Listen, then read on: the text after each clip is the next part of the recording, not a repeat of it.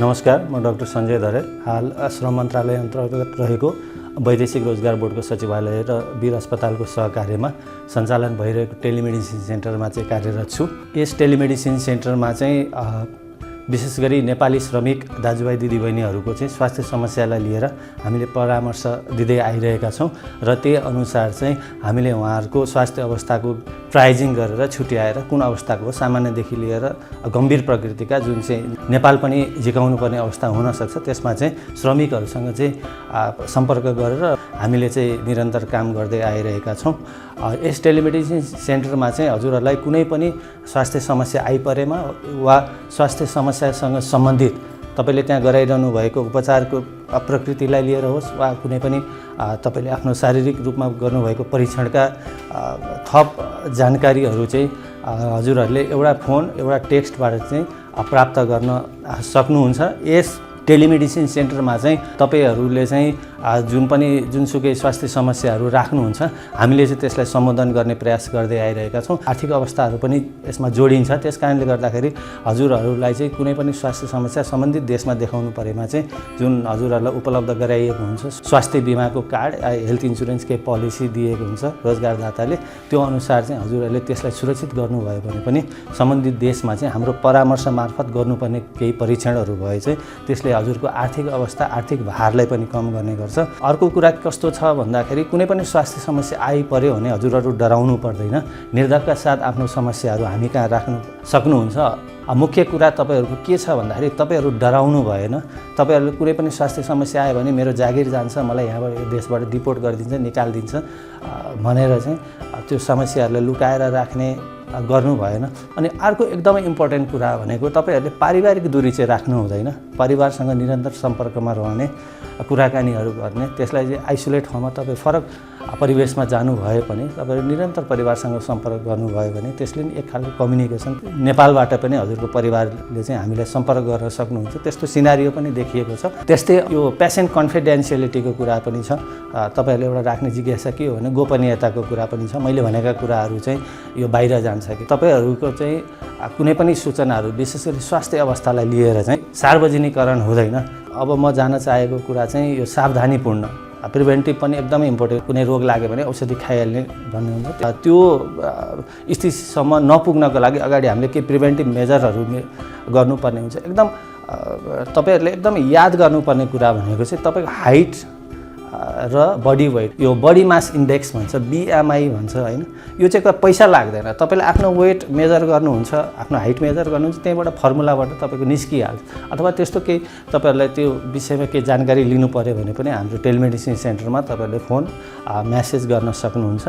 अब यसमा के छ, यो बडी मास इन्डेक्समा भन्दाखेरि तपाईँको वेट, बडी वेट, तपाईँको एज अनुसार बडी वेट कति छ, हाइट कति छ, तपाईँको राइट BMI मा पऱ्यो भने चाहिँ त्यो अरू डिजिजमा चाहिँ प्रोग्रेसन, जस्तो हामी हाइपरटेन्सनका कुरा गर्छौँ होइन, यसको लागि चाहिँ प्रिभेन्ट गर्न सक्छौँ। अनि दोस्रो कुरा यो टेम्परेचर डिफ्रेन्सका कुरा, तापक्रमको डिफ्रेन्स, काम गर्दाखेरि चिसोमा बाहिर निस्किँदा गर्मी होइन, त्यो बडीले चाहिँ त्यो भेरिएसन अफ टेम्परेचर थाहा नपाउँदा स्थितिमा यो हाइड्रेसन प्याटर्न जुन हामी चाहिँ यो तरल पदार्थ पिउने बानी भन्छौँ त्यसमा चाहिँ कस्तो छ। अनि अर्को कुरा के जोडिन्छ तपाईँहरूकोमा भन्दाखेरि वर्किङ आवरको कुरा जोडिन्छ। हामीले सोध्छौँ यो कामको प्रकृति पनि त्यो अनुसार धेरैको हामीले के पाएका छौँ भने 12 घन्टे ड्युटी हुने। अनि त्यो कारणले गर्दाखेरि आफ्नो खानपानको सेड्युल र यो विशेष गरी तरल पदार्थको जुन प्याटर्न मेन्टेन गर्ने कुराहरू हुन्छ। दैनिक चाहिँ 3 लिटर पानी नै खान भन्छौँ होइन, झोलिलो पदार्थ हुँदैन, पानी नै खान भन्छौँ। अब यसमा चाहिँ हाइड्रेसन प्याटर्न कसरी गइरहेछ धेरैको भन्दाखेरि बिहान 2 लिटर खानुहुन्छ अनि त्यसपछि धेरै लामो ग्याप राख्नुहुन्छ अनि त्यसपछि एकैचोटि चाहिँ लामो ग्याप राखेर अनि त्यसपछि अरू चाहिँ फुलफिल गर्नुहुन्छ। अनि कति के छ भने अन्डर हाइड्रेसन कुरा छन्, त्योभन्दा कम खानुभएको स्थिति पनि छ। अरू पेय पदार्थका कुराहरू आउँछ होइन। त्यसले गर्दाखेरि चाहिँ के हुन्छ, तपाईँको हाइड्रेसन प्रोपरली मेन्टेन भएन भने चाहिँ शरीरको विभिन्न अङ्गहरूमा चाहिँ त्यसले असर पुर्याउँछ। जस्तै हामी मृगौलाका कुरा गर्छौँ होइन, मुटुका कुरा गर्छौँ।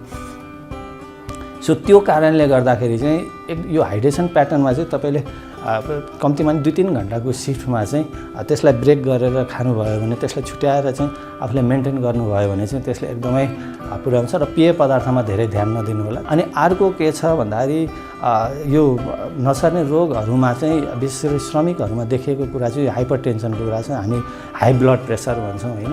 त्यो एउटा यो कस्तो छ यो रोगको प्रकृति भन्दाखेरि यो साइलेन्ट किलर हो। तपाईँ हिँडिरहनु भएको छ, तपाईँको न टाउको दुख्छ न तपाईँलाई चक्कर लाग्छ, केही पनि लक्षणहरू देखिँदैन, तर तपाईँको ब्लड प्रेसर चाहिँ 190/110 होइन। यो ग्रेड 1 हाइपरटेन्सनमा जान सक्छ, ग्रेड 2मा हुनसक्छ।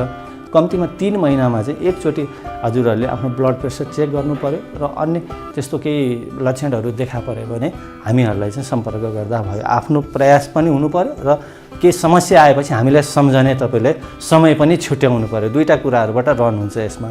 अनि अर्को विषय के छ भन्दाखेरि तपाईँहरूले नियमित खाइरहनु भएको औषधिका कुराहरू पनि छ। डाक्टरको परामर्श बिना चाहिँ अब मेरो औषधि सकियो भनेर छोड्नु भएको स्थिति पनि छ। त्यो कारणले गर्दाखेरि कम्तीमा पनि तपाईँले रेगुलर मेडिकेसन लामो समयसम्म लिइरहनु भएको कुनै औषधि छ भने पनि तपाईँले मेरो औषधि दिएको औषधि 3 महिनाले दिएको थियो, त्यो सिद्धियो मैले छोडिदिएँ भन्ने तरिकाले चाहिँ नजानु होला। कम्तीमा हाम्रो टेलिमेडिसिन सेन्टरमा सम्पर्क गरेर तपाईँले नियमित खाइरहेको औषधि र तपाईँको अहिले हालको चाहिँ अवस्था के छ भने स्वास्थ्यका लागि समय कम्तीमा समय मिल्छ भन्दाखेरि 15-20 मिनट कम्तीमा आधी घन्टा जति चाहिँ योगा मेडिटेसनलाई पनि अलिकति ध्यान दिनु होला, लाइट फिजिकल एक्सर्साइजलाई। किनकि धेरैजसो श्रमिकहरूको चाहिँ एकै ठाउँमा बसेर काम गर्ने प्रकृति रहेको छ। कोही सेक्युरिटी गार्ड, म्याक्सिमम हामीले पाएको चाहिँ सेक्युरिटी काम दिनभरि उभिने काम हुन्छ, सिडेन्टरी हुन्छ। त्यो पनि फिजिकल त्यो एक्सर्साइज नभएको कारणले एकै ठाउँमा बसिरहँदा खासै मुभमेन्ट नहुँदाखेरि चाहिँ त्यसले पनि अरू पार्ने असरहरू छ।